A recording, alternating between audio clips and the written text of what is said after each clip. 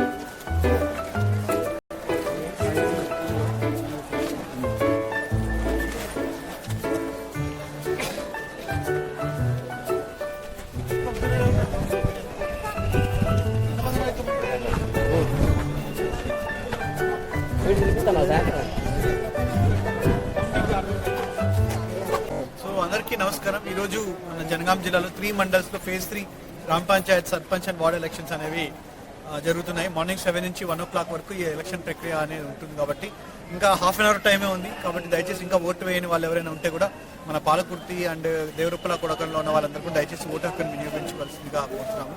So ప్రతి polling స్టేషన్లో POs, OPOs and web casting, micro observers అందరిని కూడా సమస్యాత్మక పోలీస్ స్టేషన్స్ని కూడా ప్రత్యేక దృష్టి సాధిస్తూ యొక్క కార్యాచరణను ప్లాన్ చేయడం జరిగింది. కాబట్టి దయచేసి ప్రజలందరూ కూడా సహకరించవలసిందిగా విజ్ఞప్తి చేస్తాము.